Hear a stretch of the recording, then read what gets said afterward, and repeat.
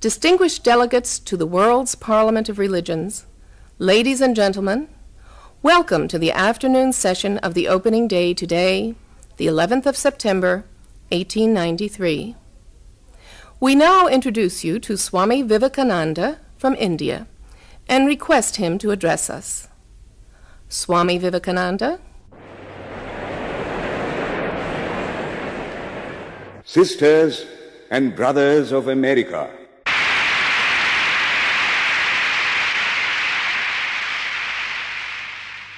it fills my heart with joy unspeakable to rise in response to the warm and cordial welcome which you have given us.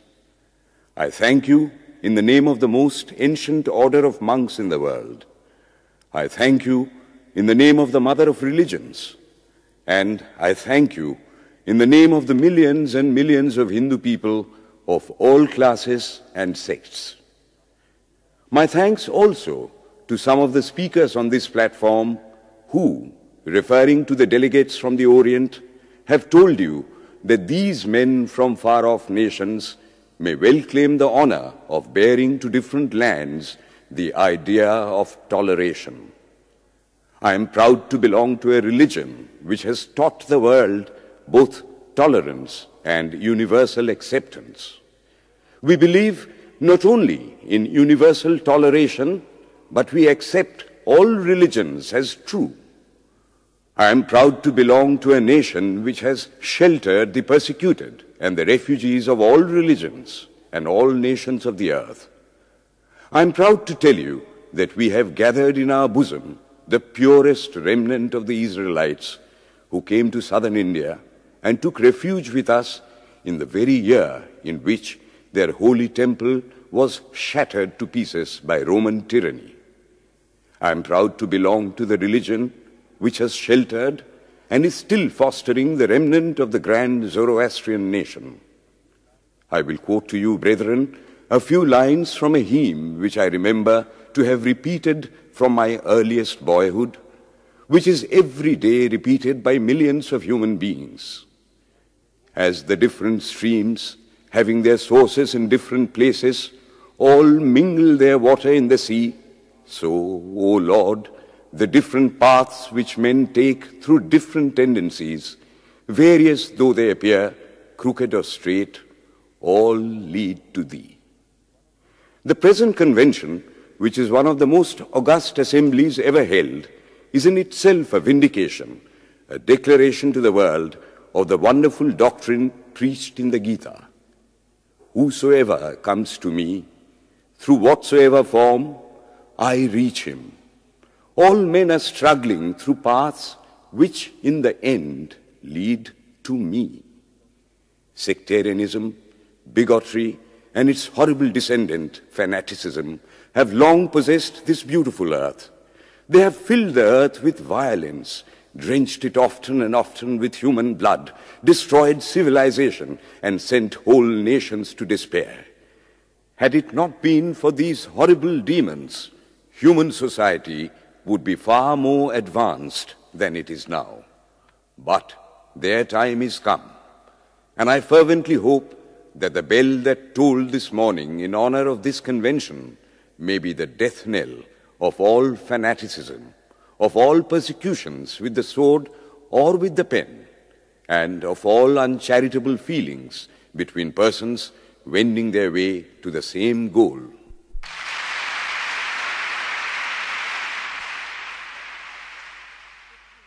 Ladies and gentlemen, on the agenda for today, the 15th of September, 1893, a galaxy of eminent speakers are scheduled to address us, and it gives us great pleasure to once again invite Swami Vivekananda to speak.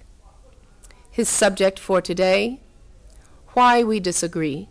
I will tell you a little story. You have heard the eloquent speaker who has just finished say, "Let us cease from abusing each other," and he was very sorry that there should be always so much variance. But I think I should tell you a story which would illustrate the cause of this variance. A frog lived in a well. It had lived there for a long time. It was born there and brought up there, and yet was a little small frog. Of course, the evolutionists were not there then to tell us whether the frog lost its eyes or not, but for our story's sake, we must take it for granted that it had its eyes, and that it every day cleansed the water of all the worms and bacilli that lived in it with an energy that would do credit to our modern bacteriologists. In this way, it went on and became a little sleek and fat. Well, one day, another frog that lived in the sea came and fell into the well. "Where are you from?" "I am from the sea." "The sea? How big is that? Is it as big as my well?" And he took a leap from one side of the well to the other. "My friend," said the frog of the sea, "how do you compare the sea with your little well?" Then the frog took another leap and asked, "Is your sea so big?" "What nonsense you speak, to compare the sea with your well." "Well then," said the frog of the well, "nothing can be bigger than my well. There can be nothing bigger than this. This fellow is a liar, so turn him out." That has been the difficulty all the while. I am a Hindu. I am sitting in my own little well and thinking that the whole world is my little well. The Christian sits in his little well and thinks the whole world is his well. The Mohammedan sits in his little well and thinks that is the whole world.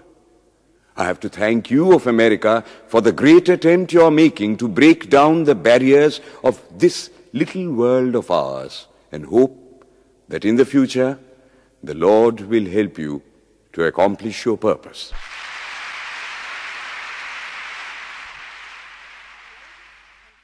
Delegates and friends, today, the 19th of September, 1893, is the 9th day of the World's Parliament of Religions. We have had the privilege of listening to many distinguished speakers from the world over address us on a variety of subjects. The time is at hand to now listen to the great monk from India, Swami Vivekananda, read his paper on Hinduism. Ladies and gentlemen, Swami Vivekananda. From the high spiritual flights of the Vedanta philosophy, of which the latest discoveries of science seem like echoes, to the low ideas of idolatry with its multifarious mythology, the agnosticism of the Buddhists and the atheism of the Jains, each and all have a place in the Hindu's religion. Where then, the question arises, where is the common center to which all these widely diverging radii converge?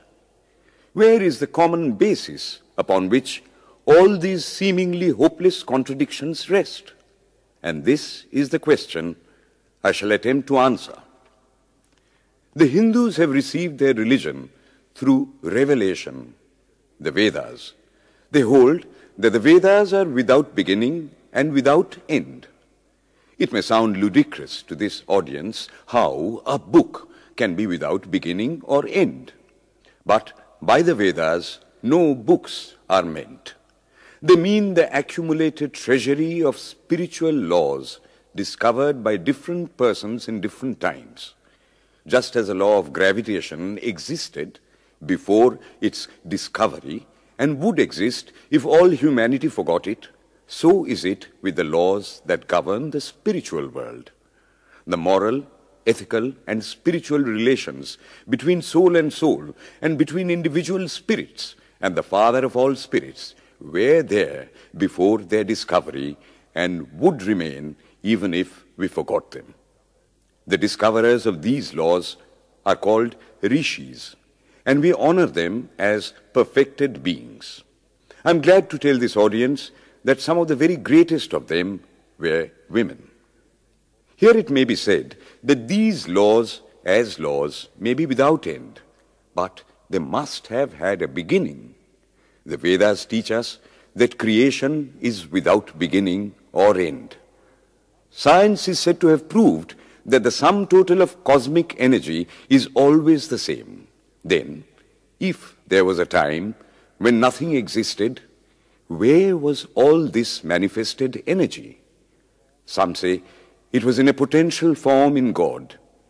In that case, God is sometimes potential and sometimes kinetic, which would make him mutable.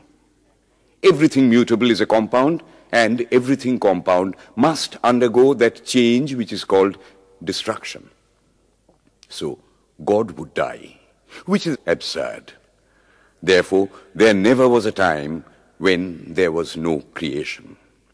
If I may be allowed to use a simile, creation and creator are two lines without beginning and without end, running parallel to each other. God is the ever-active providence by whose power systems after systems are being evolved out of chaos, made to run for a time and again destroyed. This is what the Brahmin boy repeats every day. The sun and the moon the Lord created like the suns and moons of previous cycles. And this agrees with modern science. Here I stand, and if I shut my eyes and try to conceive my existence, what is the idea before me? The idea of a body. Am I then nothing but a combination of material substances? The Vedas declare, no. I am a spirit living in a body. I am not the body. The body will die, but I shall not die. Here am I in this body. It will fall, but I shall go on living. I had also a past. The soul was not created, for creation means a combination, which means a certain future dissolution. If then the soul was created, it must die. Some are born happy, enjoy perfect health with beautiful body, mental vigor, and all wants supplied. Others are born miserable. Some are without hands or feet. Others, again, are idiots and only drag on a wretched existence. Why, if they are all created, why does a just and merciful God create one happy and another unhappy? Why is he so partial? Nor would it mend matters in the least to hold that those who are miserable in this life will be happy in a future one. Why should a man be miserable even here in the reign of a just and merciful God? In the second place, the idea of a creator God does not explain the anomaly, but simply expresses the cruel fiat of an all-powerful being. There must have been causes then, before his birth, to make a man miserable or happy, and those were his past actions. Are not all the tendencies of the mind and the body accounted for by inherited aptitude? Here are two parallel lines of existence, one of the mind, the other of matter. If matter and its transformations answer for all that we have, there is no necessity for supposing the existence of a soul. But it cannot be proved that thought has been evolved out of matter. And if a philosophical monism is inevitable, spiritual monism is certainly logical and no less desirable than a materialistic monism. But neither of these is necessary here.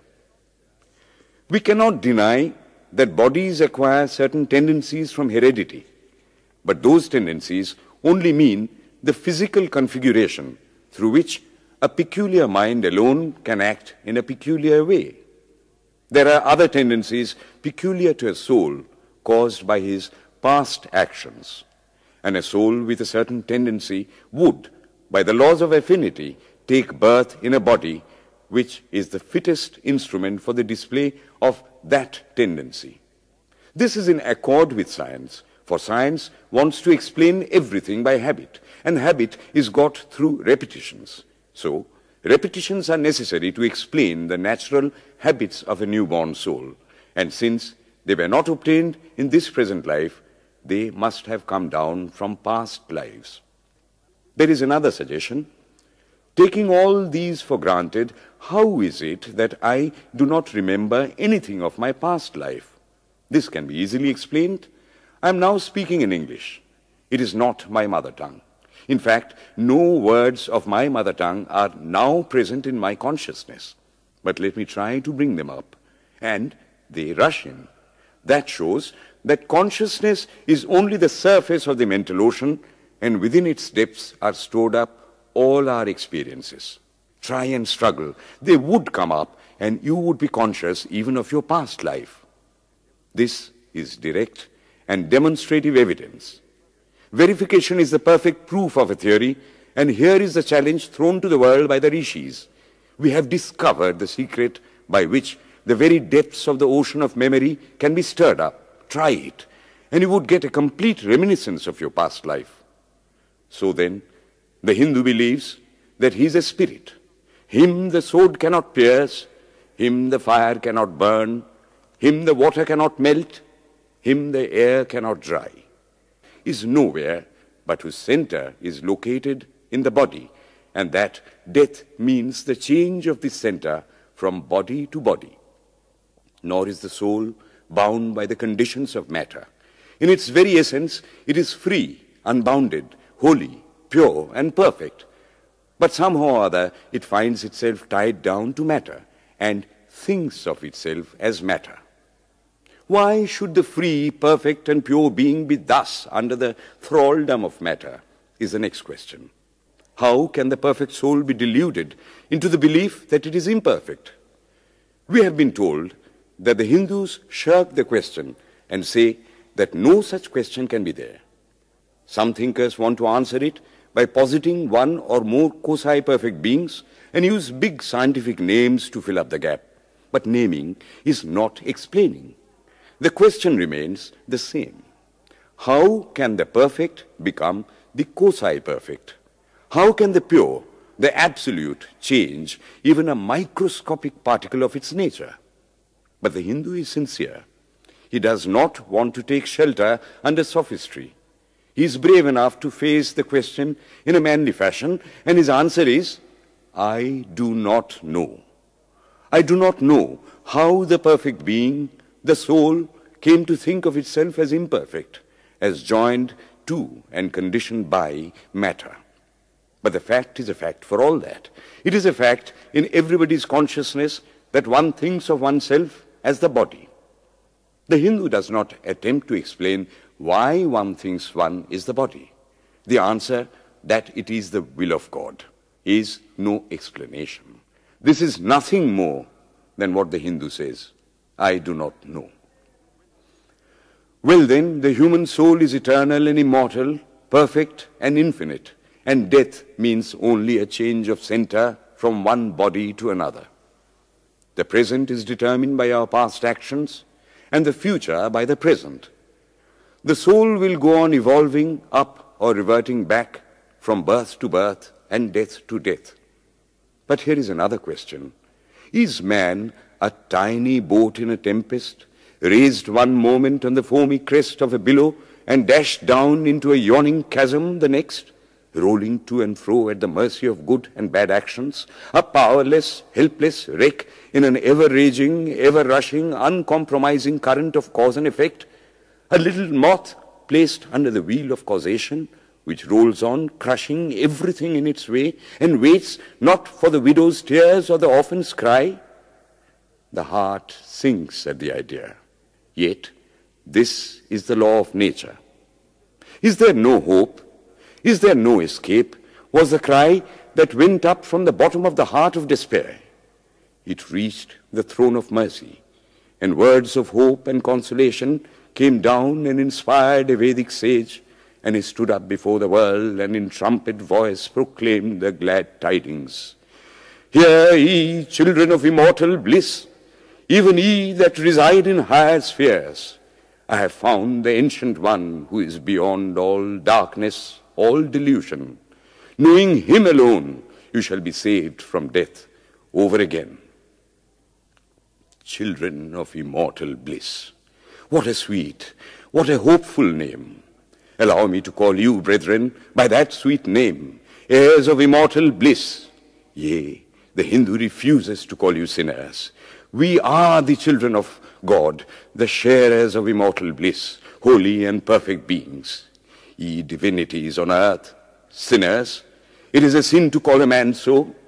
It is standing libel on human nature. Come up, O lions, and shake off the delusion that you are sheep. You are souls immortal, spirits free, blessed and eternal. Ye are not matter, ye are not bodies. Matter is your servant, not you the servant of matter. Thus it is that the Vedas proclaim not a dreadful combination of unforgiving laws, not an endless prison of cause and effect, but that at the head of all these laws, in and through every particle of matter and force stands one, by whose command the wind blows, the fire burns, the clouds rain, and death stalks upon the earth. And what is his nature? He is everywhere, the pure and formless one, the Almighty and the All-Merciful. Thou art our Father, thou art our Mother, thou art our beloved friend, thou art the source of all strength. Give us strength. Thou art he that beareth the burdens of the universe. Help me bear the little burden of this life. Thus sang the rishis of the Vedas. And how to worship him? Through love. He is to be worshipped as the one beloved, dearer than everything in this and the next life. This is the doctrine of love declared in the Vedas, and let us see how it is fully developed and taught by Krishna, whom the Hindus believe to have been God incarnate on earth. He taught that a man ought to live in this world like a lotus leaf, which grows in water, but is never moistened by water. So a man ought to live in the world, his heart to God and his hands to work. It is good to love God for hope of reward in this or the next world, but it is better to love God for love's sake. And the prayer goes, Lord, I do not want wealth, nor children, nor learning. If it be thy will, I shall go from birth to birth. But grant me this, that I may love thee without the hope of reward. Love unselfishly for love's sake. One of the disciples of Krishna, the then Emperor of India, was driven from his kingdom by his enemies and had to take shelter with his queen in a forest in the Himalayas. And there, one day, the queen asked him how it was that he, the most virtuous of men, should suffer so much misery. Yudhishthira answered, Behold, my queen, the Himalayas. How grand and beautiful they are. I love them. They do not give me anything, but my nature is to love the grand, the beautiful. Therefore, I love them. Similarly, I love the Lord. He is the source of all beauty, of all sublimity. He is the only object to be loved. My nature is to love him, and therefore I love. I do not pray for anything. I do not ask for anything. Let him place me wherever he likes. I must love him for love's sake. I cannot trade in love. The Vedas teach that the soul is divine, only held in the bondage of matter. Perfection will be reached when this bond will burst, and the word they use for it is, therefore, mukti, freedom. Freedom from the bonds of imperfection, freedom from death and misery. And this bondage can only fall off through the mercy of God, and this mercy comes on the pure. So, purity is the condition of his mercy. How does that mercy act? He reveals himself to the pure heart. The pure and the stainless see God. Yea, even in this life. Then and then only, all the crookedness of the heart is made straight. Then all doubt ceases. He is no more the freak of a terrible law of causation. This is the very center, the very vital conception of Hinduism. The Hindu does not want to live upon words and theories. If there are existences beyond the ordinary, sensuous existence, he wants to come face to face with them. If there is a soul in him which is not matter, if there is an all-merciful universal soul, he will go to him direct. He must see him, and that alone can destroy all doubts. So, the best proof a Hindu sage gives about the soul, about God, is, I have seen the soul, I have seen God. And that is the only condition of perfection. The Hindu religion does not consist in struggles and attempts to believe a certain doctrine or dogma, but in realizing, not in believing, but in being and becoming. Thus, the whole object of their system is by constant struggle to become perfect, to become divine, to reach God and see God. And this reaching God, seeing God, becoming perfect, even as the Father in heaven is perfect, constitutes the religion of the Hindus. And what becomes of a man when he attains perfection? He lives a life of bliss infinite. He enjoys infinite and perfect bliss, having obtained the only thing in which man ought to have pleasure, namely God, and enjoys the bliss with God.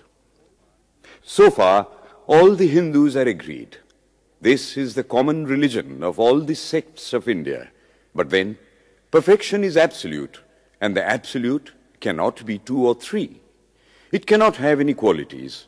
It cannot be an individual. And so, when a soul becomes perfect and absolute, it must become one with Brahma, and it would only realize the Lord as the perfection, the reality of its own nature and existence, the existence absolute, knowledge absolute, and bliss absolute. We have often and often read this called the losing of individuality and becoming a stock or a stone. He jests at scars that never felt a wound. I tell you, it is nothing of the kind. If it is happiness to enjoy the consciousness of this small body, it must be greater happiness to enjoy the consciousness of two bodies, the measure of happiness increasing with the consciousness of an increasing number of bodies, the aim, the ultimate of happiness being reached when it would become a universal consciousness.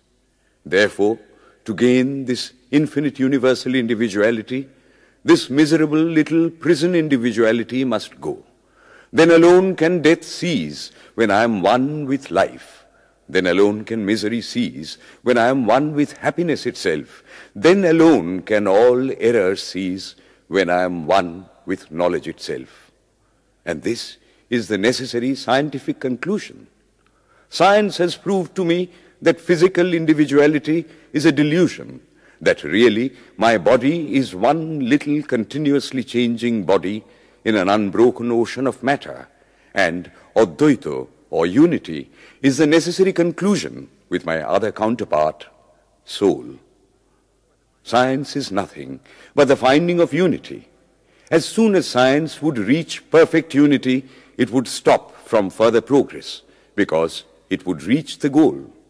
Thus, chemistry could not progress farther when it would discover one element out of which all others could be made.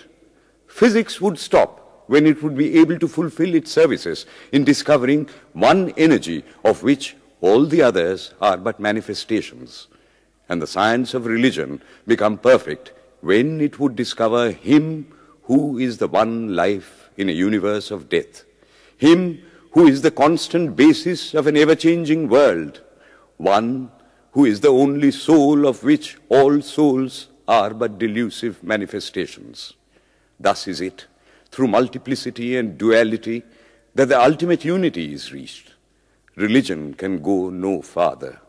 This is the goal of all science. All science is bound to come to this conclusion in the long run. Manifestation and not creation is the word of science today. And the Hindu is only glad that what he has been cherishing in his bosom for ages is going to be taught in more forcible language and with further light from the latest conclusions of science. Descend we now from the aspirations of philosophy to the religion of the ignorant. At the very outset, I may tell you that there is no polytheism in India. In every temple, if one stands by and listens, one will find the worshippers applying all the attributes of God, including omnipresence, to the images.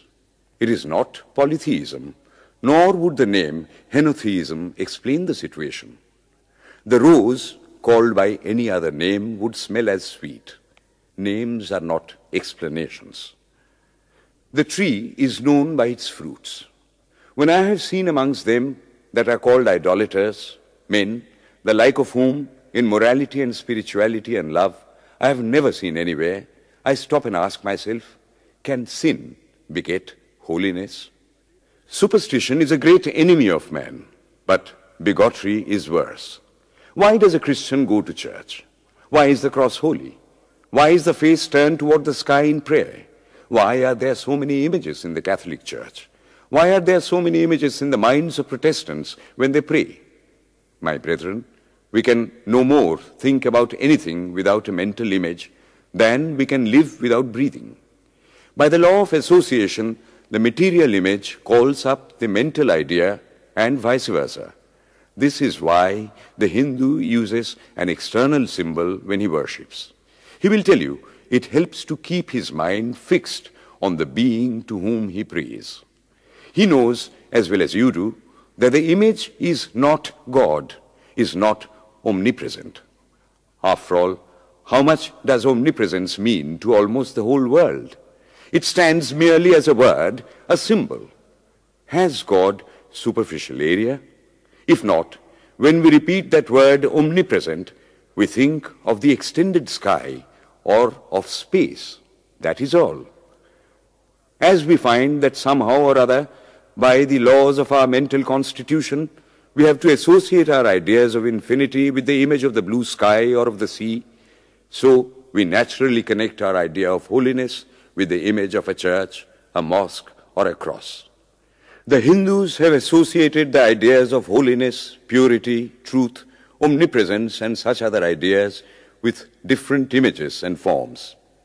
But with this difference, that while some people devote their whole lives to their idol of a church and never rise higher, because with them religion means an intellectual assent to certain doctrines and doing good to their fellows, the whole religion of the Hindu is centered in realization. Man is to become divine by realizing the divine. Idols or temples or churches or books are only the supports, the helps of his spiritual childhood, but on and on he must progress. He must not stop anywhere. External worship, material worship, say the scriptures, is the lowest stage. Struggling to rise high, mental prayer is the next stage.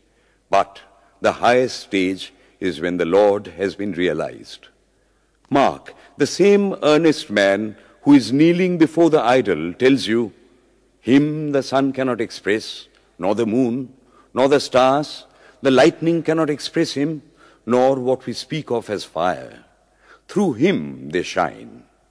But he does not abuse anyone's idol or call its worship sin.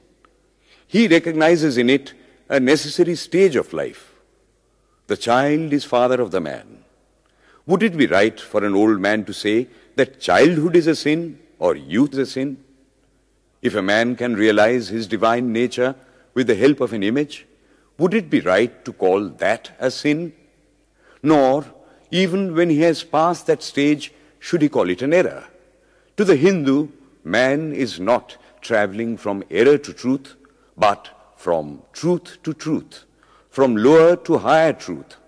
To him, all the religions, from the lowest fetishism to the highest absolutism, mean so many attempts of the human soul to grasp and realize the infinite, each determined by the conditions of its birth and association, and each of these marks a stage of progress.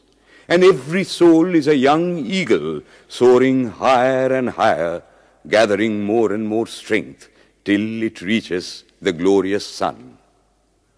Unity in variety is the plan of nature, and the Hindu has recognized it.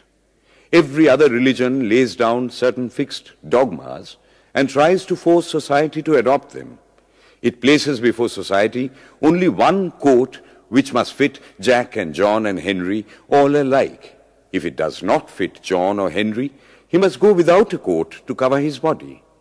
The Hindus have discovered that the absolute can only be realized or thought of or stated through the relative, and the images, crosses and crescents are simply so many symbols, so many pegs to hang spiritual ideas on. It is not that this help is necessary for everyone, but those that do not need it have no right to say that it is wrong, nor is it compulsory in Hinduism.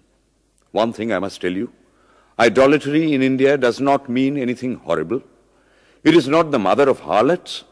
On the other hand, it is the attempt of undeveloped minds to grasp high spiritual truths.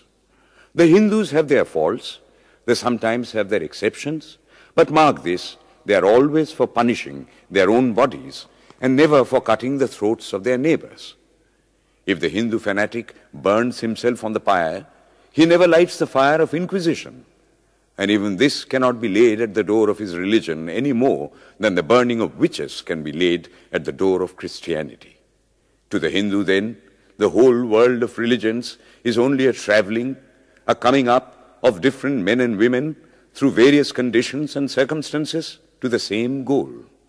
Every religion is only evolving a God out of the material man, and the same God is the inspirer of all of them. Why, then, are there so many contradictions? They are only apparent, says the Hindu. The contradictions come from the same truth, adapting itself to the varying circumstances of different natures.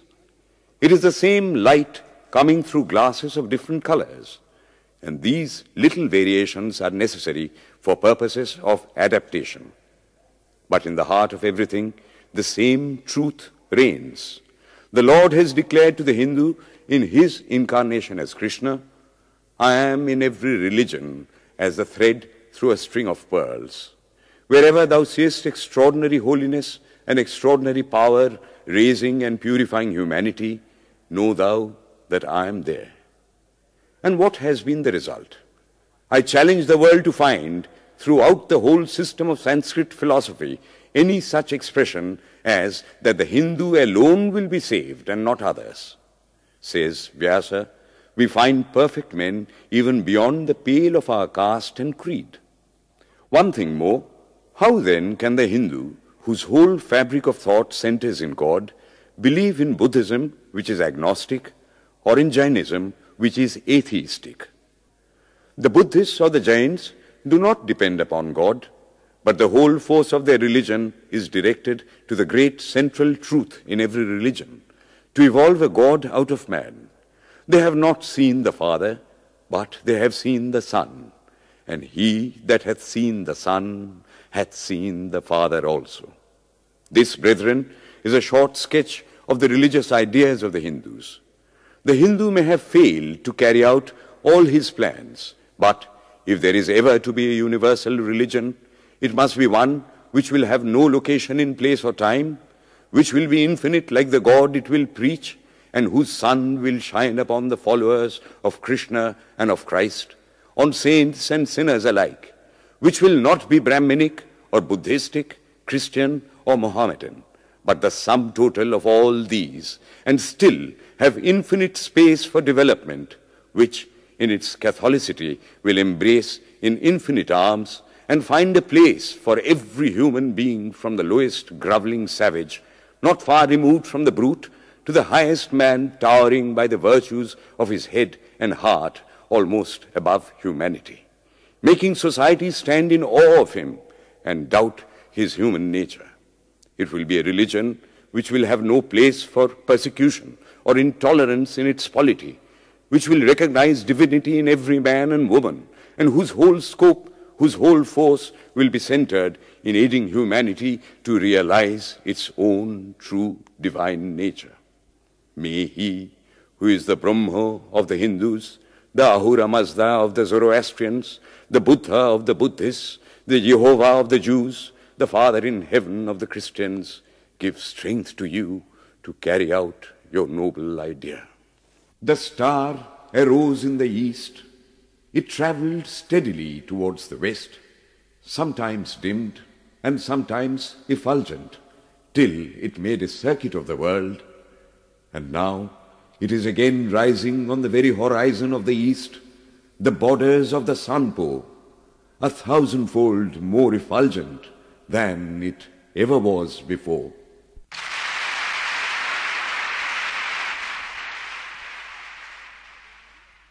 Today, the 26th of September, 1893, is the penultimate day of this Parliament of Religions at Chicago. We have listened to engrossing discourses on the religions and theologies of the participating countries in these past 2 weeks. In continuing the series, Swami Vivekananda will now speak on Buddhism, the fulfillment of Hinduism. The religion of the Hindus is divided into two parts, the ceremonial and the spiritual. The spiritual portion is specially studied by the monks. In that, there is no caste. A man from the highest caste and a man from the lowest may become a monk in India, and the two castes become equal. In religion, there is no caste. Caste is simply a social institution. When Buddha was teaching, Sanskrit was no more the spoken language in India. It was then only in the books of the learned. Some of Buddha's Brahmin disciples wanted to translate his teachings into Sanskrit, but he distinctly told them, "I am for the poor, for the people. Let me speak in the tongue of the people." And so, to this day, the great bulk of his teachings are in the vernacular of that day in India. Whatever may be the position of philosophy, whatever may be the position of metaphysics, so long as there is such a thing as death in the world, so long as there is such a thing as weakness in the human heart, so long as there is a cry going out of the heart of man in his very weakness, there shall be a faith in God. Let us then join the wonderful intellect of the Brahmin with the heart, the noble soul, the wonderful humanizing power of the great Master.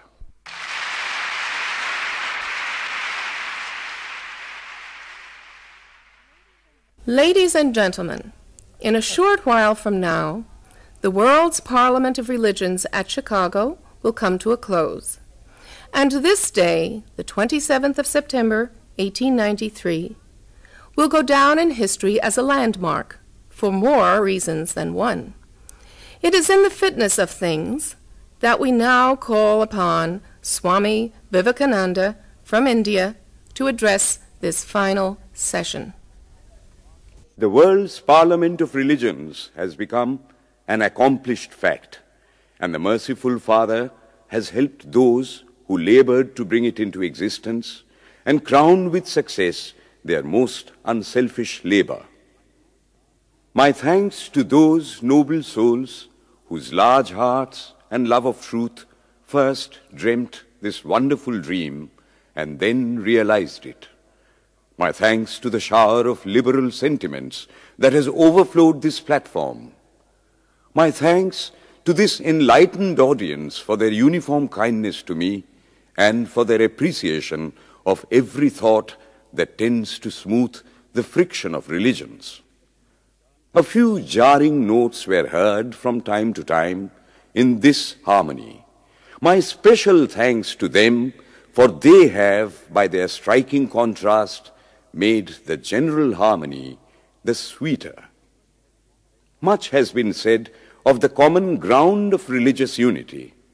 I am not going just now to venture my own theory, but if anyone here hopes that this unity will come by the triumph of any one of the religions and the destruction of the others, to him I say, brother, yours is an impossible hope.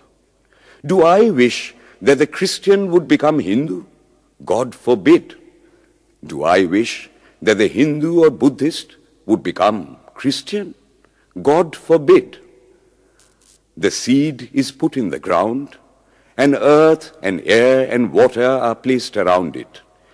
Does the seed become the earth or the air or the water? No. It becomes a plant. It develops after the law of its own growth, assimilates the air, the earth, and the water, converts them into plant substance, and grows into a plant. Similar is the case with religion.